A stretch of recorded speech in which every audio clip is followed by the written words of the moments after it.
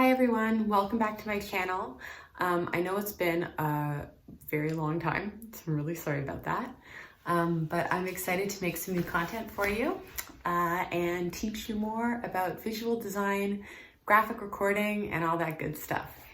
So today's video, I wanted to talk about icons and perfecting your icons. Icons are really important in all facets of visual design, but they're especially important in graphic facilitation because they're very quick shortcuts to ideas. You can also think of icons working together in a form of visual language. So for example, hieroglyphics or actual visual languages will use these pictograms, these icons, to quickly depict a letter or a concept with meaning. So today's video, I really wanted to show you a little bit more about how you can create your own icons and what makes a really good icon.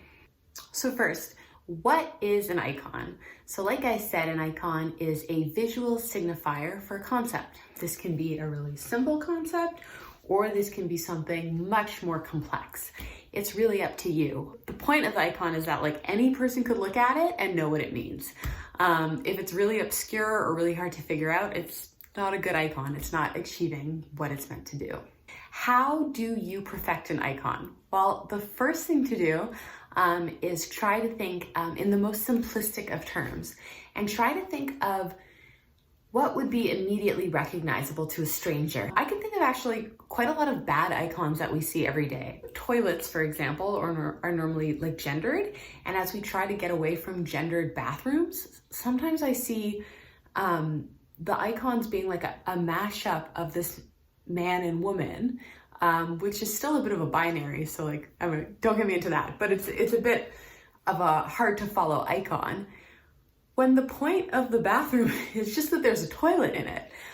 So sometimes you'll see places that are just labeled with an image of a toilet, which is much easier to understand. And the simpler the icon, the easier it is for a person to understand. You don't want to be too clever with your icons. You want to make them pretty easy for just anybody to look at and immediately have a go-to of what you're trying to explain. How to create your own perfect icon.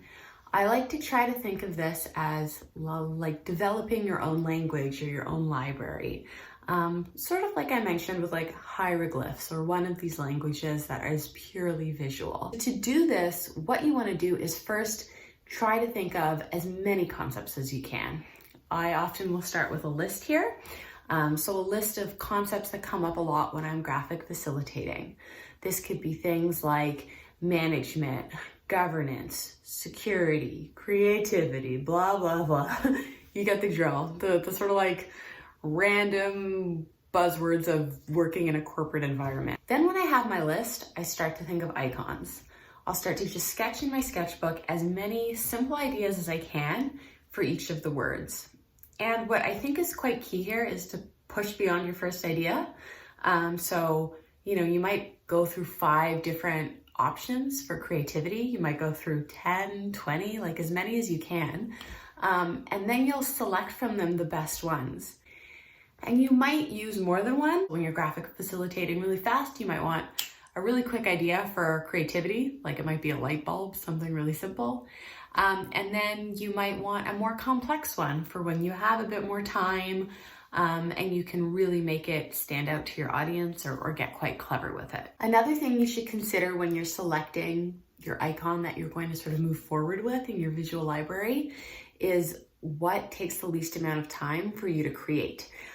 So if you have multiple options, you're going to want to pick the one that's really visually the simplest and is easiest for you to draw when you don't have time to really think about what you're drawing. Another thing you can do is take one that you like that's visually more complicated and try to pare it down stylistically so it is something that you can whip off super fast.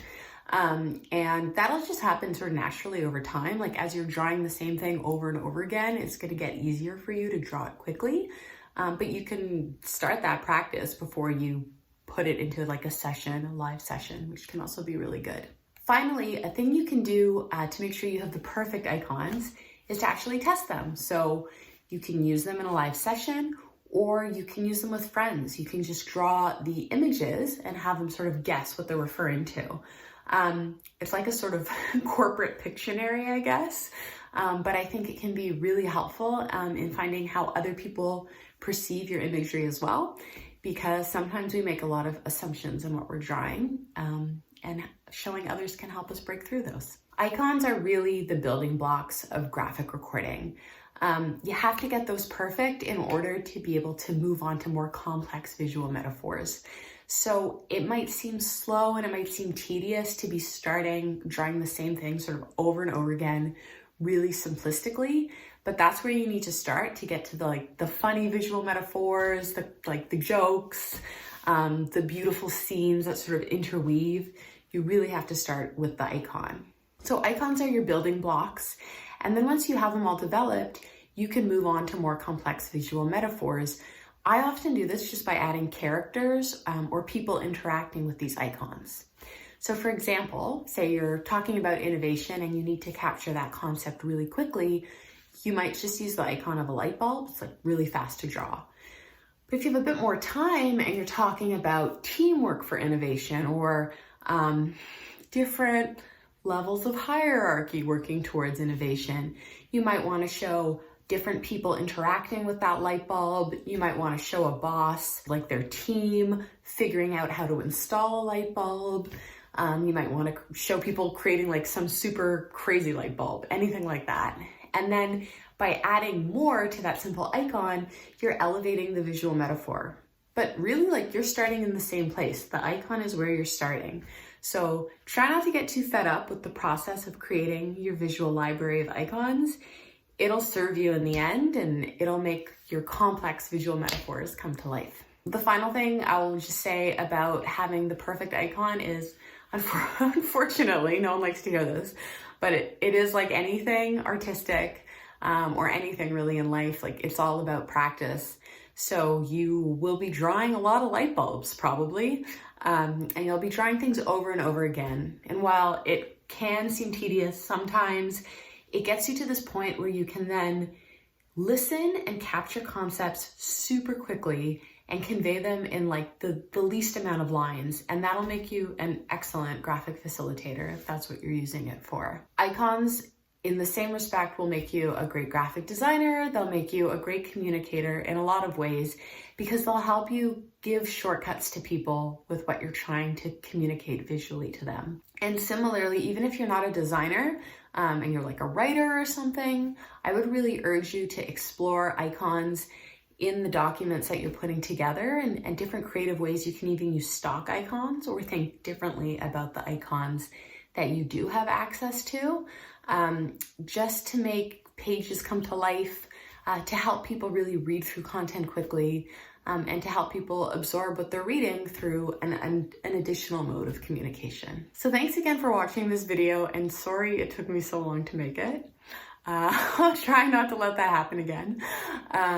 But I really hope this has helped you understand the value of icons in both graphic recording and other modes of visual communication. And also I hope it'll help you get to the point where you can make your own perfect icons.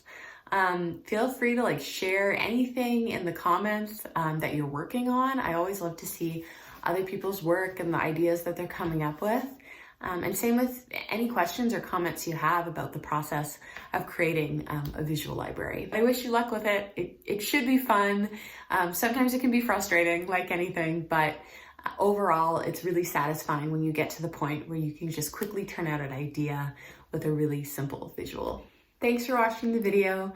If you did like it, please hit like and please do subscribe. It would be great to have more people following this channel. And also feel free to leave a comment below. I love to hear the types of things that you're looking for in your tutorials and just hear from you about your own design journey. Thanks so much. Bye.